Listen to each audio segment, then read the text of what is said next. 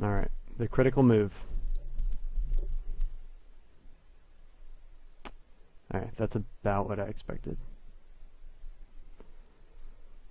Well, this is a extremely important move. The nice thing is he wasn't able to advance this warrior at all, which means that this square is actually not vulnerable to the warrior.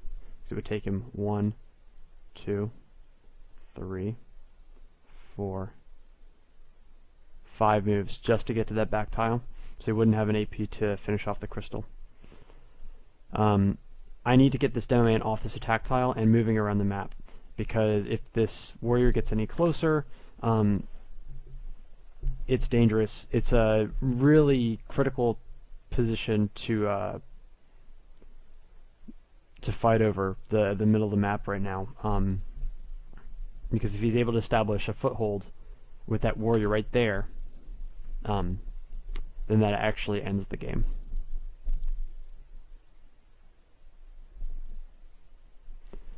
But he does have to be here. Here, this is not good enough. He has to be on these ranks here.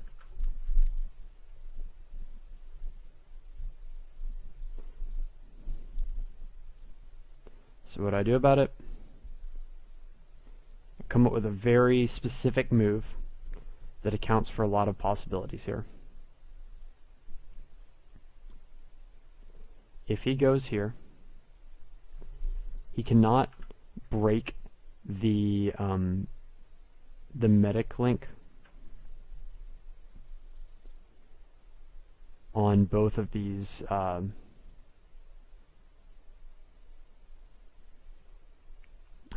medics. I'm just thinking about alternate possibilities where, like, he ended his witch here next turn, and then his follow-up would be to, like, hit this 4 times and corpse explode it, which would, like, cancel my medic links. I'm trying to think about, like, what kind of turn that would look like. He pretty much has to come up here and cancel this medic link here by attacking it. So that's 1, 2, 3. So if he was going to do that, what would his last 2 AP be to make it a genuine threat? Yeah, I mean, he could, like, move here, I guess. But even if he moves there,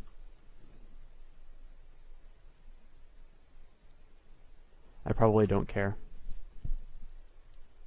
I probably just move, like, up,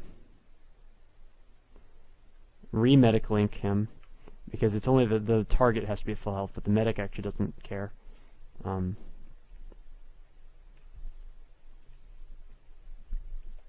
then move on here and hit the hit the warrior twice. Yeah, it's actually nice that I can go up to this square, and then move another square forward and cover all of these squares for 2 hits, and potentially even get splash damage off on the shaman, depending on where he is, and that would put him on a clock.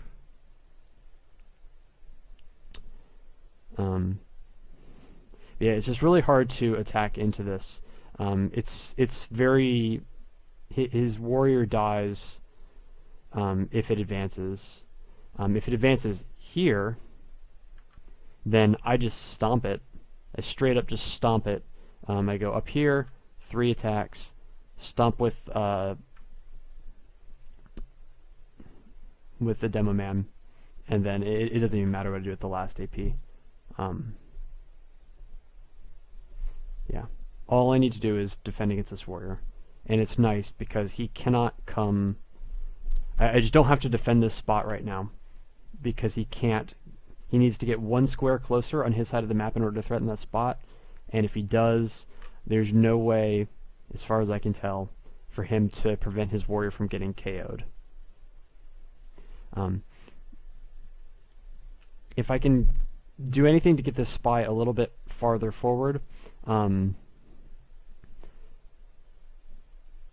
either to block this square, which would prevent the second medic from being cancelled, the second medic link from being cancelled, or even just far forward to threaten this this warrior.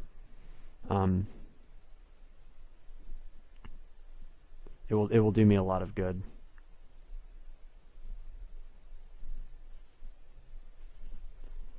But yeah, there's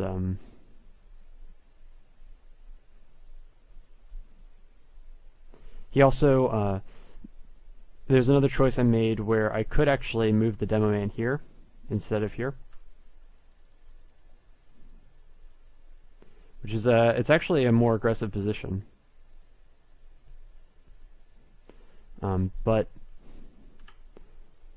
I decided against it because he can go 1, 2, attack, attack, or attack, stomp, and then retreat here. And then I don't really have a good way to I can't stomp the warrior in return. And what I really just don't want to get into a situation where I have a bunch of snipers and medics kind of surrounding a crystal, and I have to defend against this warrior who's got physical resist and a spike shield, so he's doing damage to me, and I have to try to like weave around with linked medics while sniping away at his final shaman.